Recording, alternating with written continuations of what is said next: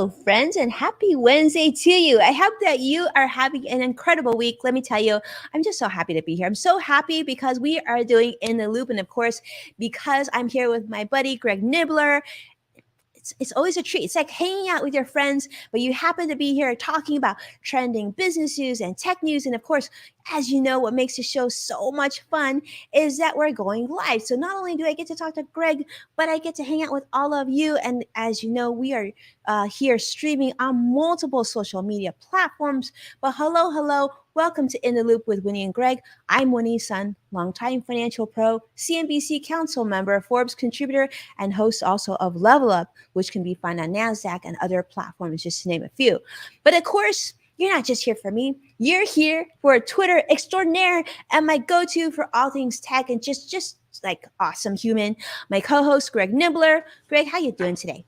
I am doing good. Thank you, Winnie. It is always so much fun to be here. And it's always great, seeing everybody join in. I already see the comments coming in, which, hi, Vicky, and everybody else who's joining here for the show.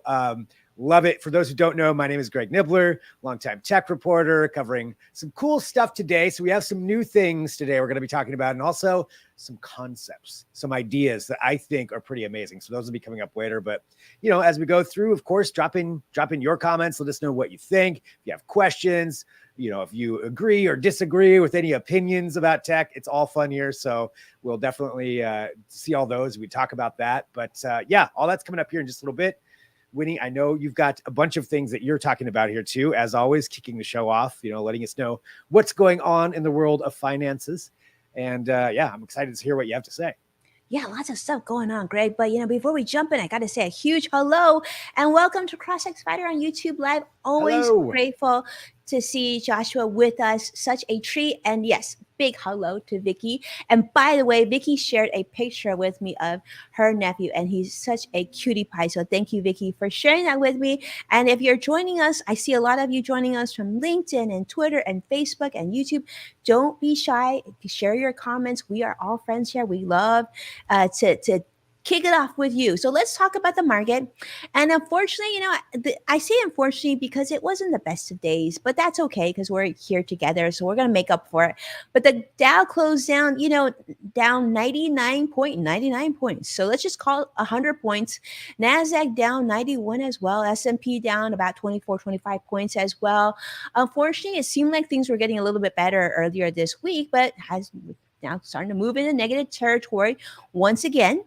Companies are continuing to report their third quarter earnings, which by and large, we've actually had some pretty positive data. But unfortunately, investors are looking for more. And of course, they're still continue to be concerned, not only of rising inflation, what the Fed's going to do, but of course, other concerns as we're going to the fall and winter as well. And of course, concerns, geopolitical risk coming out of Russia and the Ukraine. That certainly continue to give us pressure as well. But on a positive note, at least things are sort of, humming along here in the United States. And one thing that I'm not sure if hit your radar, I want to make sure that you saw this, is the IRS has just made an announcement. I know the IRS doesn't make a lot of announcements, but when they do, we try to pay attention. And Greg, I don't know if you saw this, but the IRS has now actually just released brand new income tax brackets for 2023. Now, you might say, like, how exciting is this, right? And well, Greg, it is sort of exciting. And because they have actually raised their federal tax brackets for 2023. Of course, 2023, that means when you file your taxes in April of 2024 or sometime in 2024. So the standard deduction is increasing for both married couples who file jointly and, of course, single tax filers. This basically means, hopefully, that you'll get to keep a little bit more of your money. And they're saying they're doing this because of soaring inflation. And so they're increasing the brackets. So therefore, hopefully, net, it means you get to keep a little bit more of your money. So thank you to the IRS for doing this. Greg, I'm sure it's somewhat good news for you, right? Yes, I'm all for that. You never know when you hear something it's coming out from the IRS. You're like, it's usually not the most exciting stuff, but this is good. This is actually a good thing. This is a good thing, yes. And they're saying that this could lead to, like, there's like talk that this could lead to higher limits that you're able to contribute for your 401k and your individual retirement accounts, like your IRAs and your Roth IRAs. They're saying this might happen too. So, you know, I guess hopefully we get to keep more your money, our money, and whatever. I'm hoping, like, I don't know, Greg. Yesterday, I actually read a study that said that, you know, for Thanksgiving, the cost of turkey from last year to this year increased by more than 70%. Did you know that? Whoa. So I'm No, like, I you did know not hear what that. though? Maybe like, you know, maybe like the tax brackets could increase a little bit more than just 8% to keep up with inflation, because like some things cost way more. I was Seriously. planning to have turkey for Thanksgiving. Now I'm thinking I might go chicken. Yeah, I know. I was just at the grocery store today. Just the prices of everything are so up. Even like soap, like Even a dish soap. soap. I noticed it was like $5 for like just a regular dish soap. I'm like, it's Seriously? insane. Yeah, yeah, Oh man. yeah, just Yeah. nuts. Yeah. That's But crazy. I fortunately I have my warehouse store membership, which I'm really grateful for. But yeah, like that's craziness. yeah, Um, Well, speaking of more things like crazy, which I think is sort of disappointing, this has been trending in a lot of financial news, whether it be CNN or CNBC, a lot of the places that I hang out. This actually is a study that came out, the workplace report that came from McKinsey and Company in partnership with leanin.org. And this is sort of their big, huge annual study of women employees and talent data. And I thought this was fascinating. This is 222 Women in the Workplace report. This is what it's called. So they surveyed over 40,000 employees at like 55 different companies. And they found, and they're saying this is representative of over like 12 million employees in US and Canada. This is like what people feel. What I thought was really fascinating about this is, you know, during the pandemic, a lot of people quit their jobs and whatnot. A lot of people weren't happy with how the workplace was. But about 49% of the women that were surveyed, these are women leaders, said that flexibility is their top three consideration of whether or not they're going to, you know, join a company or if they're going to leave a company. And this is in comparison to about 34% of men. It's like women, I guess women definitely value flexibility even more so than men employees. And they're saying that, you know, a lot, they're not, they're, we know there's not enough women as it is in the C suite, right? Because they say typically in the C suite that, you know, mostly men, of course, and only 1 in 4 C suite leaders tend to be women. And of the women, only 1 in 20 is a woman of color. So they're saying that a lot of companies want to hire more women, want to hire more diversity, but they're having a lot of challenges. And it's interesting. I thought this was actually big news because they're saying, how do companies keep women in the workforce, in leadership, and what do they need to do to be successful if they want to make sure that they have diversity in the workforce? So it's like people are talking about this because I guess a lot of people are saying, we're losing quality women. We can't even find them. And they're saying that, what do we need to do? And they said 40% that were surveyed, women leaders, said that diversity, equity, inclusion efforts was something that they really valued, but they felt that it wasn't acknowledged in the performance reviews when they really wanted to embrace this. So I was a little surprised by this. I don't know, Greg, have you seen this in the news? Because it seems like it's splattered all over financial news. Um, but I, to me, it's a little oh, surprising. yeah. I mean, it's unfortunate, you know, that it's still feeling that feeling that DEI, you know, isn't being taken seriously, or the flexibility, you know, all the concerns aren't being actually taken, because it's not like this is something new or surprising. I just wish companies would do a better job, you know, Mhm. would do a better job with it, and you know, find a better way to make sure that everything's being taken care of with that. Hmm. Yeah, and I absolutely agree. And I You think know, that, you know, I know you and I've had these conversations. yeah, I know you're a big fan of diversity, inclusion. I mean, absolutely, that's something yeah, you and I have in common. You know, we try to bring that into the show with guests yes, and everything else. But you know, I feel like based on this study, 40,000 women, I feel like it's we've got a lot more frustrating. work to go. Yeah, Hmm. it's frustrating that you know, whatever it is, whether companies aren't taking it seriously, or executives aren't taking it seriously, or not doing enough. Hmm. Obviously, with that many people saying there's an issue, I mean, there is definitely an issue. There's an issue. Yeah. And Yeah. we're seeing a lot of comments come in, Greg. So I'm seeing Hmm. Vicky is talking about, yes, it's a fix. We need to do a fix. It needs to be a fixable workplace. Yeah. And Vicky is also sharing no more 9 to 5 anymore. Absolutely. Oh And I yeah, as far as see, that. yeah. And Yeah. Sadiq says, we love the Iris. Hello, Sadiq. It wouldn't be the same without you. Iris, he loves the Iris. I don't hear that often, Greg. You have, You, that's not a common opinion. not a common opinion, yeah. But Sadiq's not a common person. So That is thank you, true. Sadiq, for sharing your comments on this. Speaking of sharing comments, I want to tell you this next story. Vicky, I was really channeling you, thinking about you, and I was like, I think Vicky would get a kick out of this story. So this is a story about the Bank of Ireland group. And this is on CNBC or CNN as well as CNBC talking about that. I thought it was really fascinating. So they're saying that in the UK and other parts of the EU, as well as Ireland, they're saying that they're really going to embrace something called menopause leave. Now, this is something, to be honest with you, I haven't gone through menopause. I don't know what this would feel like or what it's going to be like. But I remember my mom going through this, and I remember she really complaining about it quite a bit. But I guess they're really making a push for this because this is what I found fascinating.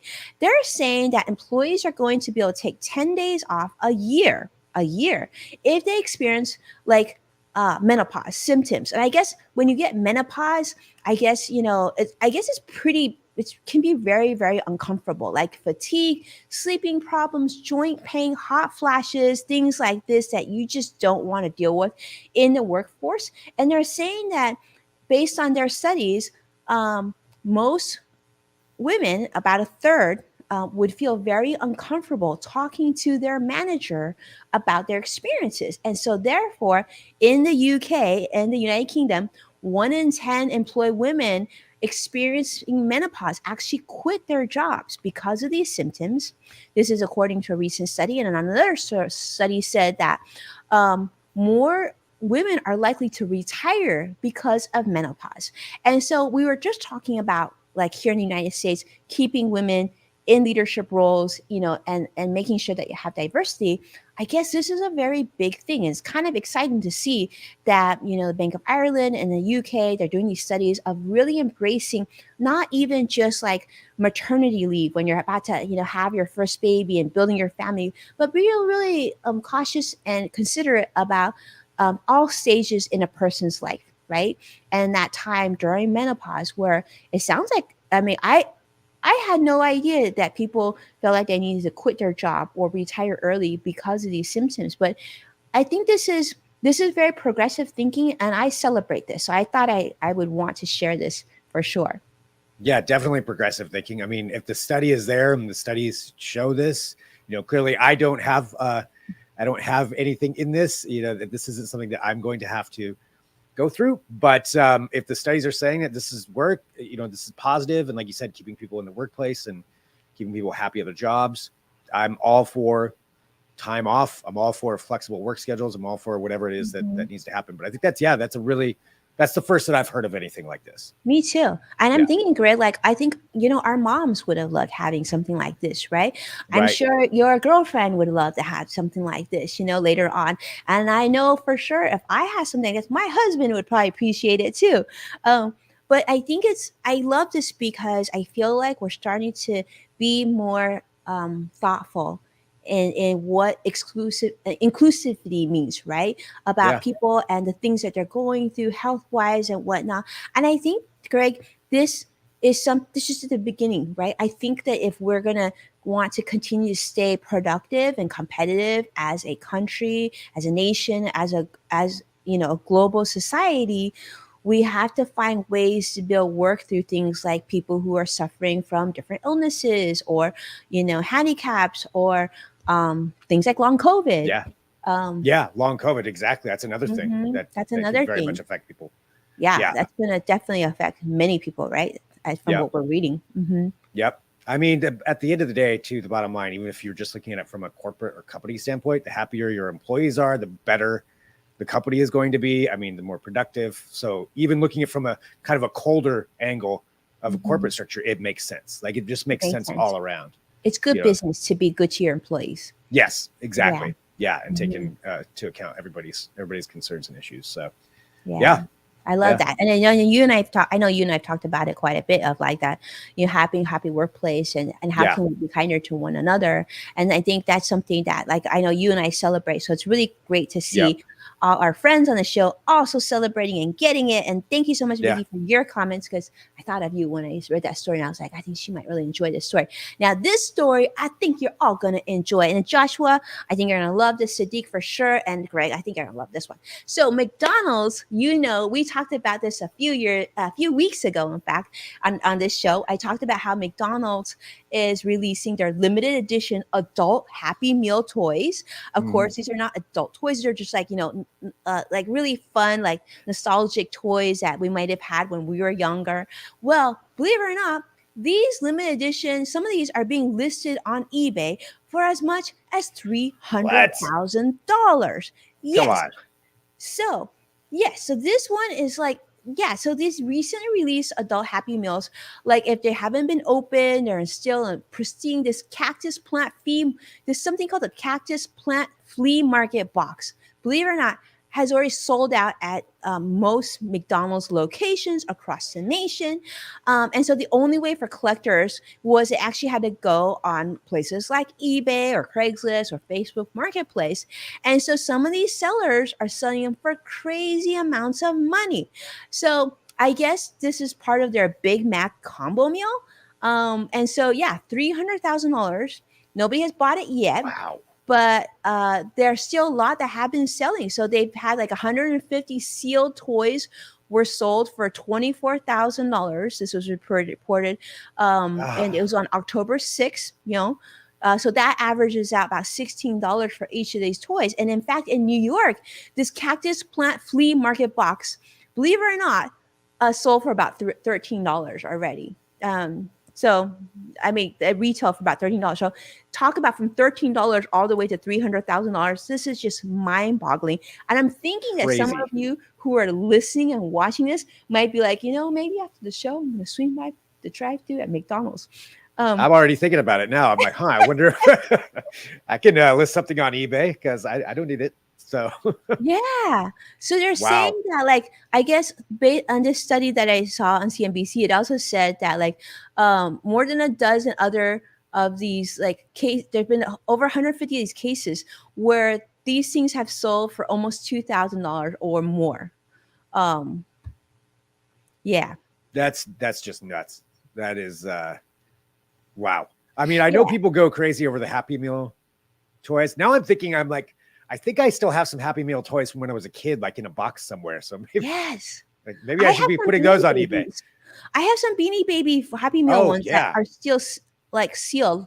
To be honest with you, I don't know, Greg. I feel like it's so much work to sell on eBay. To like, I just don't know. I have the time, and then you gotta, I know. I have that same thing. Like I'm going through a lot of old stuff right now that I'm like, I don't really need this anymore. But but for $300,000, I can definitely make sure I list. Yeah, you might want to do that, right, Greg? I may need to take a look and price out a few things. That's who knew? That's crazy. This cactus thing must have been pretty cool. To be honest with you, I'm kind of like, oh man, I should have picked one up just to see what this was all about, right? Right. But I don't eat much McDonald's. I mean, I think what I probably should do is just go through, pick up the thingy and donate the food to somebody, right? Right. Yeah, and then turn around and sell that, and everybody wins. Everybody wins. Yeah, we'll have to check this out. We might have to it was news to me, but anyhow, that's what I've got this week, Greg. So I'm excited to hear what you had to share this week. That's great. All right, well, I've got a few things to talk about today, and one of them I know is a topic that you are a fan of, and that is Apple, because we talked about this on Twitter yesterday. Apple making their announcement yesterday about new iPads, which this was something that a lot of people thought maybe they would do it when they unveiled the new phone. They would throw that in, maybe have a special event. They didn't really have a special event for it. It's just kind of a release of like, hey, here we go. Here's some new iPads. So a couple of things to go through with it too. So let me pull this up here and we'll go through some of the stats. So the first one is kind of the new entry-level iPad with all those different colors. So that I thought was kind of cool. So this is the 10th gen entry-level iPad. So the 10th version, and this is going to be coming out on October 26th. One of the big things to me is the addition of a USB-C port. Oh, And wow. yeah, so getting away from the lightning cable, getting away from all that, going to the USB-C. And I think, I mean, that's where most Apple products are going to be going. Good. A lot of that has to do with a ruling in the EU saying that products have to be universal for chargers. And Apple, has tried to resist that for a long time in a lot of ways. But this is now clearly a sign of where things are going. So USB-C, I think, is great. Like that's good. Universal connectivity. So it doesn't matter what charger you have. Like I could use my charger here from my Dell laptop and it would work for that. So, and it's so much more solid, right? Because a lightning cable, let's be honest with you, it's just not that reliable. And in fact, one of my iPads, my old, like I had a Pro iPad, and it stopped working because like it wouldn't charge anymore. It was because the port was no good. Mm-hmm. Yep, exactly. So now at least you could just switch it out with a different charger. A lot of places aren't giving you chargers anymore, but that's a whole different topic. But yeah, so that part is good. So USB-C charging. Cool. A couple other things for the 10th gen. So it still uses their A14 chip. So it's not top of the line. This is the entry level. You do, let's see, we've got doesn't have the smart connector. It has a new optional Magic Keyboard Folio accessory. So you have that going for it.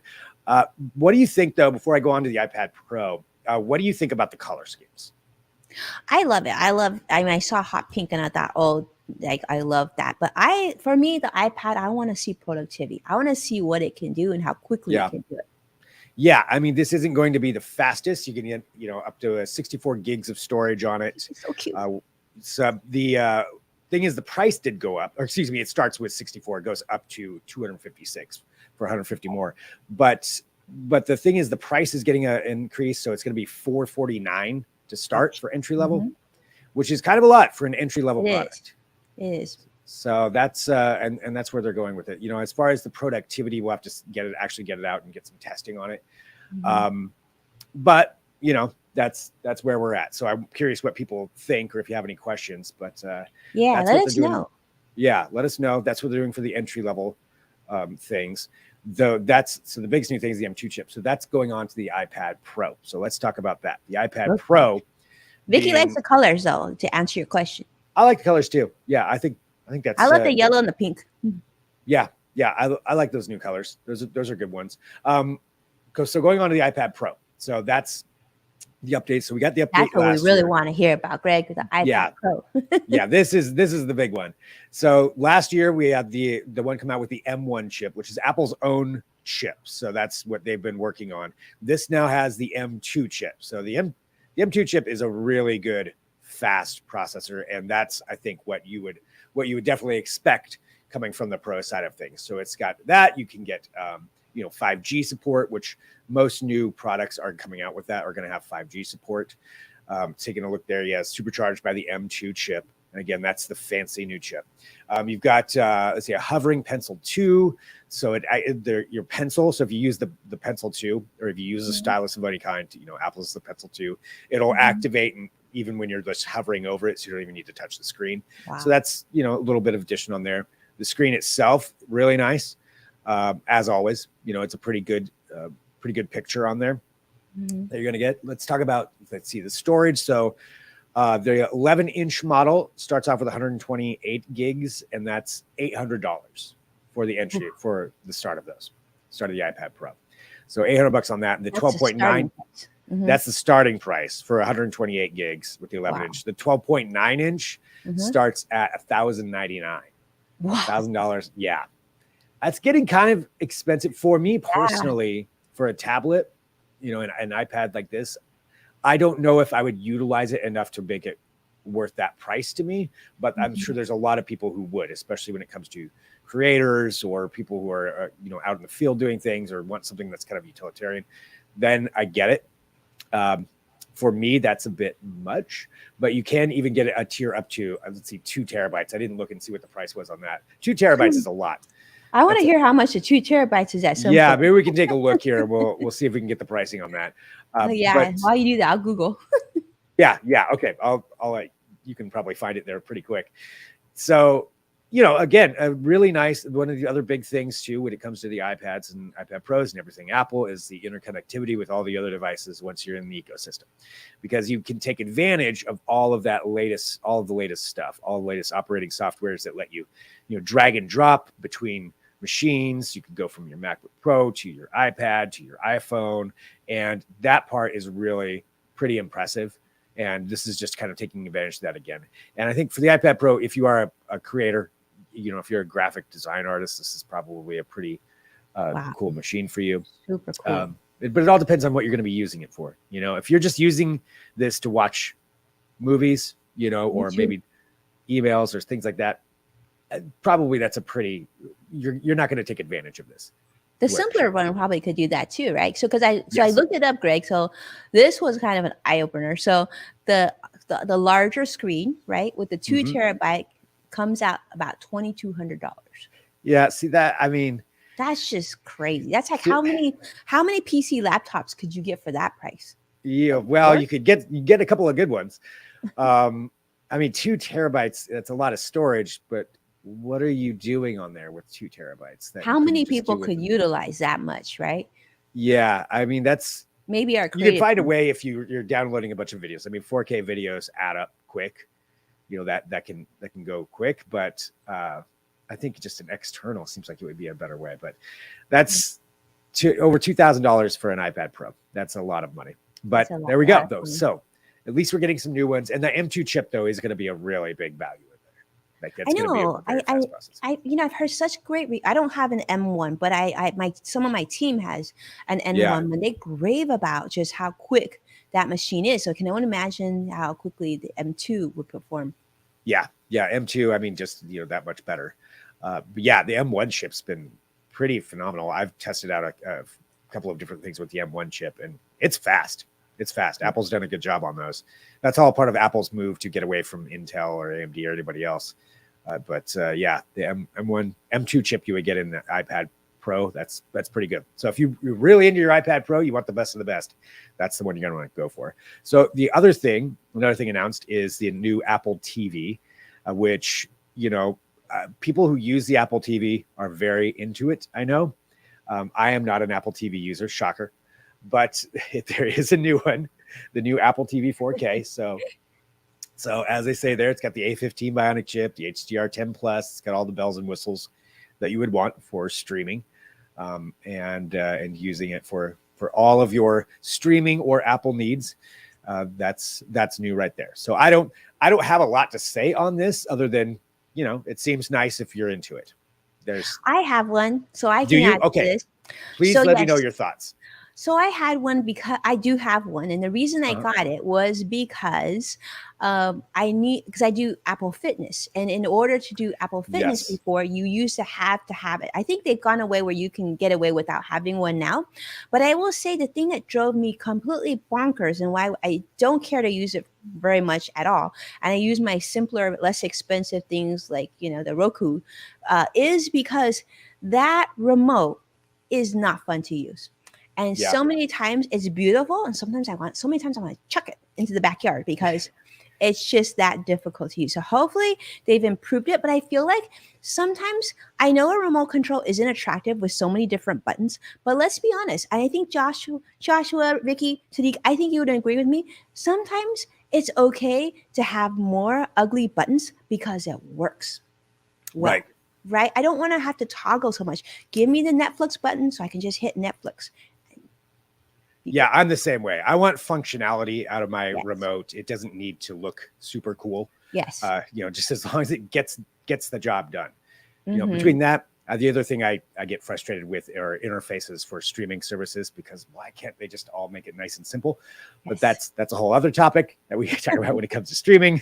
I've got a whole ranking of those. But I just want a remote. Give me the buttons that I need. If I need more buttons, I'll take more buttons. Yeah. Right. And that make it so difficult. I don't want to spend like 2 minutes trying to toggle down to what I'm trying to get to. Right. It's a little frustrating. So I had an old remote for a while that actually had a full keyboard on the back of it. Oh, so you didn't have to go sit there and scroll through when you're logging into something. It was just, we need that back. Yeah. Right? Don't Bring you that miss back. that? Sometimes you miss having a keyboard for your like TV, right? Because especially when you're searching for a show, it just seems like, Just, yeah. yeah.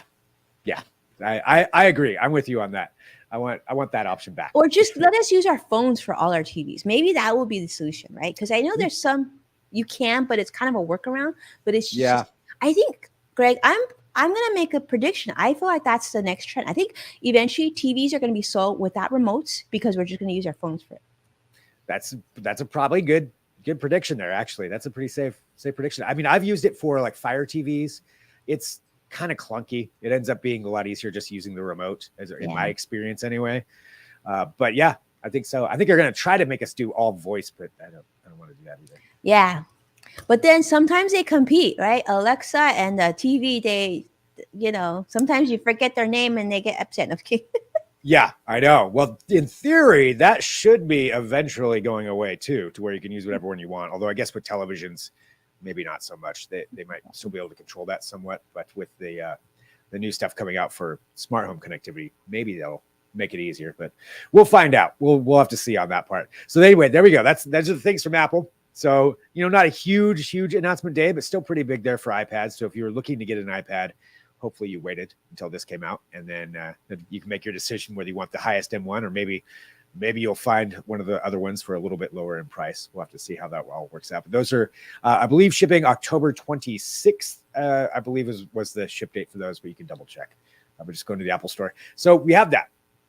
Now, there's a couple other things, just two other things I wanted to bring up, and these have to do with some concepts that we've got to see. And one of them is going back to our phones and talking about, foldable phones are definitely out there now, whether you use them or not. Mm-hmm. There are a number of different foldable phones, but this is talking about the rollable phone. So the rollable phone, screen. Like a cigarette? I suppose so, in a way. Yeah. Not quite as rollable as that, but like that. And this is from a demonstration from Lenovo's Tech Worlds. This is a convention that's going on, and they're talking about Motorola and their rollable phone and some different foldable devices that are actually out there. It'll be about 30 seconds in here. We'll show that, but there's a foldable tablet, which we've been, more and more. I think those are going to be kind of the case. There's already some of those out there, but they're showing off right here. So this is the concept. Instead of, folding out your phone, this starts off at about 4 inches. Then you press a button and boom, it cool. Expands. It expands right there. I think it expands to 6.9 inches. I'll double check my notes on that. It stretches. Yeah. It stretches out, or 6.5 inches, excuse me. So, and then you can just hit the button and then it'll roll back in and you can put it back in your pocket. So you have a smaller device in your pocket. I like this. I think it's pretty cool. This is cool. I see Deb joining us from Facebook Live. So I want to say a big hello to Deb Coleman for joining us today. Such a treat to have you here. What do you think, Deb? What do you think, Vicky? What do you guys think about what Greg has shown us now? I almost feel like it shouldn't be called the foldable phone. I feel like it should be called the stretching phone. I think stretchy phone, yeah. A stretchy phone. Yeah. I mean, I think it's pretty cool what they've done. They also showed a demo there too of a laptop like rolling up. So your laptop would increase in size like that. That's cool, right, Greg? So how like we travel a lot, and then like let's say like for example you just got back from Europe, so like for that business trip you could bring like a really tiny 10-inch or even smaller iPad size, and then it could whoop, and then it would take up such little space in your backpack or a suitcase. I love that. That's something that I would totally consider separating myself from money to buy just because of the convenience of having something to be so small. Yeah. And I mean, be able to use it for so many different things. And having it nice and small, sit there and have it roll up while you're on the plane or whatever you're on. This is the kind of tech too that we've seen demos of this in the past. Like LG was showing off one before they stopped making phones. They had a really cool one, and then they had shut down right before it ever came out. But there's this kind of tech has been talked about for years and years and years. I mean, even back when the first CESs I was going to, they were rollable tech, rollable screens was the whole idea. It's taken a long time for anything like this to come out. I mean, LG does have that television, that the rollable OLED television that will kind of go into the end of your bed and it'll raise up, and that was my sound for it. It'll raise up and roll out. But it's very, very, very expensive. This one, we don't have a release date on anything like this. It's still a concept. or a price of what it would be, probably expensive. But if they can mass produce that, that to me is cooler than a foldable device. Absolutely. I'm with you there. No foldable Yeah, device for me either. Sadiq is also saying Motorola TCL also has a rollable phone. that's And true. Yeah, CrossFit TCL does. Spiders said, I've heard of Motorola before. My family used to have Motorola phone back then. And CrossFit Spider also agree with me that more buttons, more options. Yeah. This I think this is very good. I mean, my concern, I'm sure they've thought about this already, is the longevity of this. But let's be honest, most people, right, don't keep their phones for 10 years anymore. Yeah, So that's maybe it true. doesn't need to last as long as we're used to things lasting, right? Maybe if it lasts 5 years or 6 years is sufficient. Who knows? I think, I mean, a lot of that stuff too is just going to start transitioning into you pay as a subscription service, Right. right? I mean, it kind of is already, really, when you tie it into Hmm. your phone service. So trade it out every 2 years or trade it out every whatever, which is kind of what people do. Deb, I'm Hmm. not a fan of foldable. Seems like moving parts that means more things potentially break. And that's true. Um, like the Samsung ones, I mean, they've done a lot of testing on those, but the first iterations of those were breaking. They did break, but Wow. they're now on the fourth version of those ones, so they've figured out a lot of that. I would worry about this kind of phone though, because how do you put a case on that? Oh What kind yeah, of good case? point. That would be a big issue for me, because I I mean, break my phones a lot. So got I know. tracked already on that one. But yeah, that's thanks to the dog. But yeah, so it's good solid case would be necessary on A that. good That would have to solid case stretch for to sure, and one that actually, like, you know, stretch that's out. another thing. I don't know about you, Greg, but so this is my new case. I got to show you. I really love my new case. But, talk about things that are going up in price. Cases, Greg, used to be like $5, $6. Yeah, oh, Cases yeah. are so expensive now. And if they have to be able to keep up with these rollable folding phones, I can only expect how much more this will be. But yeah, Yeah, that one will Sadiq be an says interesting. OtterBox foldable. Yeah. Yep. So I don't know. They'll have to figure that part out. But I do like the tech though. I like that idea. That's really Hmm. cool to me. And for the laptop for that, or for a television, eventually the promise was always that you'll get one that you can actually roll up. So you mentioned like your cigarette. So just roll it up and then like throw it in your backpack like a poster. That would Hmm. be cool. But I know. Imagine how much lighter it'll be, Greg, to travel. I'm sure you're the same way. I mean, we travel for work, right? And a yep. lot of times we need to make content on the go. So you've Yep. got your laptop, and then you've got your camera, and then you've got the lens, and you've got all the chargers, and you've got All the like all these, chargers. Yeah. right? The Batteries. chargers and the batteries. It's like all of a sudden, like your camera might be this big, but by the time you bring everything you need, we're talking like, like a 50-pound suitcase right there. So it'd Yep. be nice if Just a for lot of that. yeah, just for that, if things would start to get smaller, and you know, hopefully things more durable too, durable and lighter and smaller, Yes. and let's hope for cheaper. I like all of those things you just said. Those are all, I agree completely. All right. So that was one cool concept anyway, that I saw this week that I wanted to bring up. Now, the last thing here I want to talk about, and I have actually brought this up on the show before, of what my desires would be for a home robot. One of the top thing, maybe the top thing, is folding laundry and actually doing my laundry, although we don't get the entire package with this. But this is an actual laundry bot that was out there that broke some records. So this is coming from UC Berkeley's Auto Lab. They showed a demonstration, and this is an actual a laundry folding robot. There's some kinds of versions of this out there, but this one, I guess, broke the record for all of them. And this is what we're going to see here. It's called speed folding. Even though it's not that fast, it's still pretty impressive. So the robot folded 30 to 40 randomly positioned garments per hour. So it said, it's usually about 2 minutes per garment. But what it can do is that it'll like spread it out, and so it gets rid of the wrinkles, and then folds Wow. it all up, and boom, you're on your way. I am all for this robot. Hey, this folds faster than my kids. So, I mean, imagine, I'm just thinking, I don't know if the last time you went into Costco was, how many like piles and piles of folded clothes a Costco has at their warehouse? Right. Imagine they had one of these things. You just throw a shirt over and boop, boop, boop. I mean, Yeah. and they don't complain. They don't take lunch breaks. Right. Just throw it at the robot. The robot will fold it. This be pretty cool. Now, like, I feel like it's smart enough to fold clothes. It should be smart enough to do dishes. I would take dishes over laundry, but I know Greg. I mean, yeah, if it can put the dishes back away after yes. it's done, yeah, then I like that idea too. That's another good one. There are some dishwashing robots out there that do that. There's concepts for everything that are out there, but I like that this one, is breaking some records for how fast it can fold, and hopefully we'll get to see some more. Because asking, does it iron too? I don't know. I don't know if I would trust a robot with a really hot iron in its hands, or I wouldn't want to go near it. But I mean, why not? Because they build Teslas. I suppose so too. I feel like they should build iron clothes. Yeah.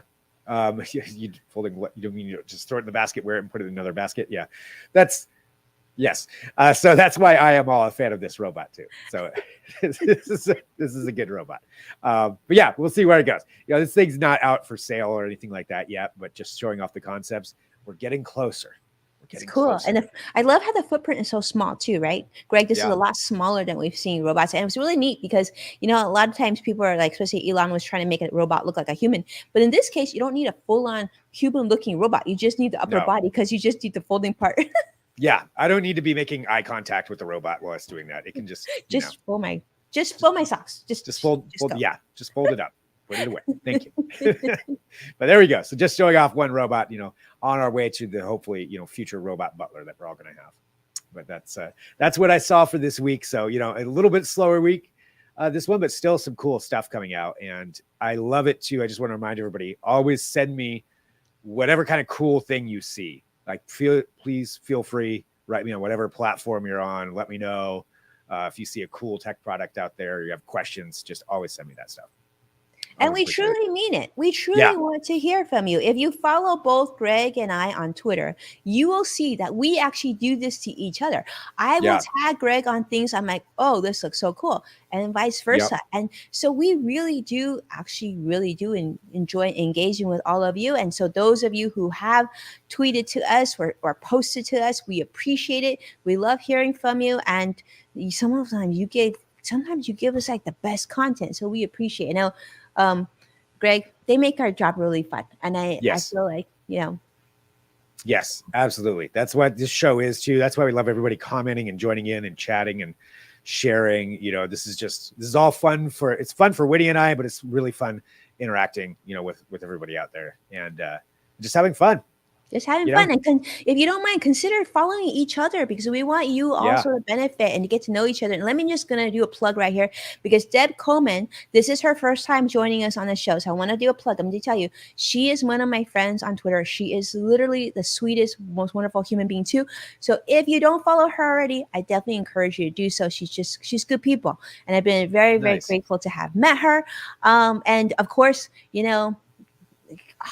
everybody's great. We're just happy, and we're gonna be back next week. We're gonna be back next week. I feel like we need yes, definitely next week. Yep, I already have a couple of ideas of some things that we should cover next week. So, so I think that's it for this week, though. But please, reach out, like when he said, follow each other, follow us, talk anytime. We're always around, and appreciate all of you. And I think, we'll talk to you next week. Amazing. And for those of you who watch, I will probably not be coming live to you tomorrow just because I am filming a brand new course, financial course for creators in the creative industry. So I'm telling you now because it's kind of top secret, but now of course we're friends. So now you know, but it's going to be coming soon. So I can't wait to share that with you again. But Greg, I won't be here tomorrow. We probably won't see each other on air, but we'll see each other next week. So next Wednesday, we'll be back. And that's a wrap. All right. Bye, everybody. Bye-bye.